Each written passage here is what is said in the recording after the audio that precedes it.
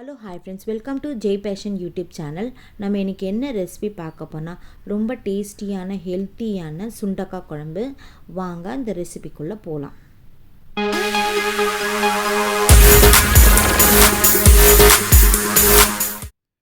இப்போ சுண்டக்காவை நல்லா வாஷ் பண்ணிக்கோங்க. இந்த காம்பெல்லாம் எடுத்துகிட்டு ஒரு 4-5 வாட்டி சுண்டக்காய் வாஷ் பண்ணி நம்ம எடுத்து வச்சுக்கலாம்.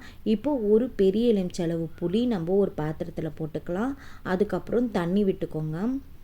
ஒரு 3/4 லிட்டர் தண்ணி விட்டுக்கோங்க, கரெக்டாக இருக்கும். இது கூடயே 1/4 ஸ்பூன் மஞ்சத்தூள் போட்டுக்கோங்க. 4 டேபிள் ஸ்பூன் குழம்பு மிளகாத்தூள் போட்டுக்கோங்க.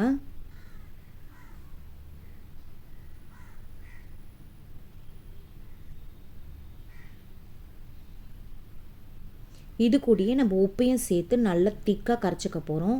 நம்ம வத்தக்குழம்பு காரக்குழம்பு எதுவும் செய்யும் போதும் நம்ம இந்த பேஸ்ட் திக்காக இருக்கணும். அப்போ தான் நம்மளுக்கு அந்த குழம்பு நல்ல டேஸ்ட்டாக இருக்கும்.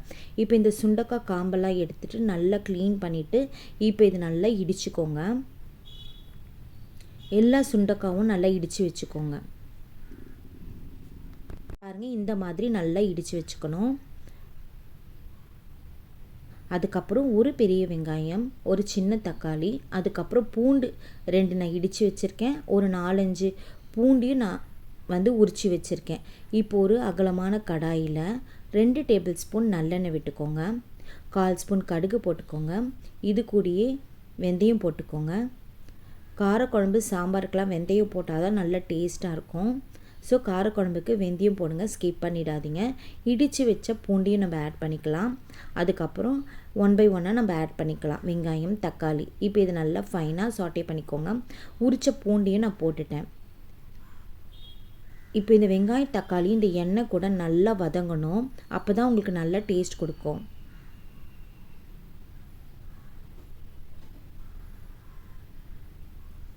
பாருங்கள், இப்போ ஓரளவுக்கு நல்லா வதங்கிடுச்சு. வதங்கின பிறகு இடித்த சுண்டக்காவை நான் இது கூட ஆட் பண்ணிக்கிறேன். இப்போது ஒரு 5 நிமிஷம் இந்த எண்ணெயிலேயே இந்த சுண்டக்காய் நல்லா குக் ஆகணும். ஹை ஃப்ளேமில் வச்சு பக்கத்துலேயே இருந்து நல்லா கிளறி விட்டுக்கோங்க.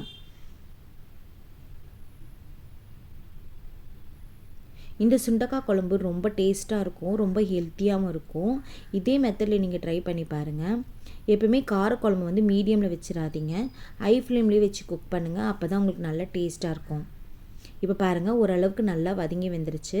இந்த ஸ்டேஜில் நம்ம கரைச்சி வச்சுருந்த அந்த புளி கரைச்சலை ஆட் பண்ணிக்கலாம். அவ்வளோதான், இதுதான் தேவையான இன்க்ரீடியன்ட்ஸ். இதுக்கு மேலே நம்ம எதுவும் ஆட் பண்ண போகிறதில்ல. இது நல்லா கொதித்து வரணும்.